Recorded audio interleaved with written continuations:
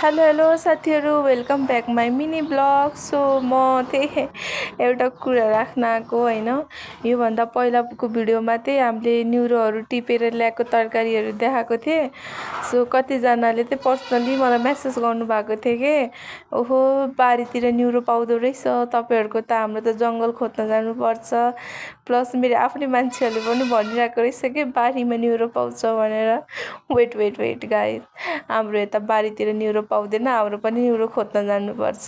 So यतातिर जङ्गल चाहिँ छैन, बट यता पोल्ट्री फार्मको यतापट्टि चाहिँ न्युरोहरू लास्टै पाइन्छ।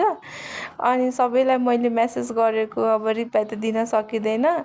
सो अब भन्नु भएको थियो कि न्युरो कहाँबाट टिप्नुहुन्छ भने, सो उहाँहरूको लागि चाहिँ मैले भिडियो बनाएको।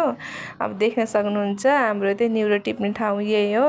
हाम्रो घरबाट जस्ट 3 मिनट हिँडेर अब यहाँ चाहिँ पोल्ट्री फार्म छ, अनि यता साइडमा चाहिँ न्युरो लास्टै फल्छ के।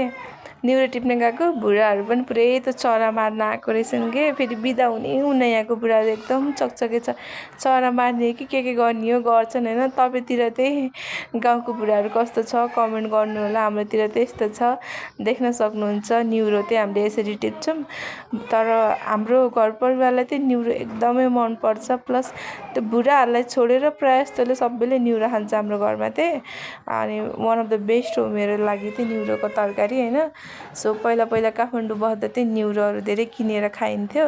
सो यहाँनिर अर्ग्यानिक खाना भन्नाले अर्ग्यानिक जे चिज पनि अर्ग्यानिक त एकदमै सबैको फेभरेटै हुन्छ होइन। सो मेरो त फेभरेट।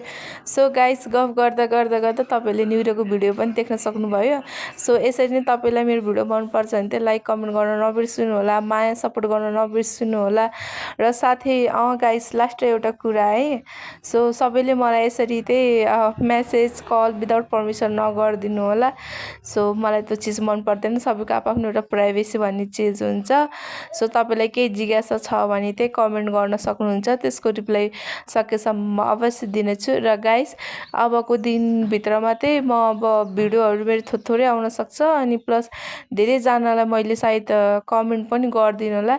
अब यहीँबाट नि स्टार सेन्टरदेखिबाट सबै सम्पूर्ण मेरो फेसबुक साथीभाइहरूलाई चाहिँ मैले हजुरहरूलाई कमेन्ट गरिनँ, सपोर्ट गरिनँ भनेर मलाई साथ नछोड्नुहोस्।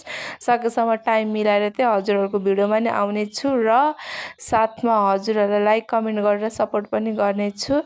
सो मेरो चाहिँ अहिले एक्जाम चलिरहेको भएर चाहिँ अहिले चाहिँ म खासै एक्टिभ हुन पाएको पनि छैन। र त्यसको लागि चाहिँ आइएम सो सरी भन्न चाहन्छु। तर पनि धेरैजनाले मलाई सपोर्ट गरिरहनु भएको छ, र जसले गरेको छैन उहाँहरूलाई पनि मेरो तर्फबाट चाहिँ अब थ्याङ्क यू है। मलाई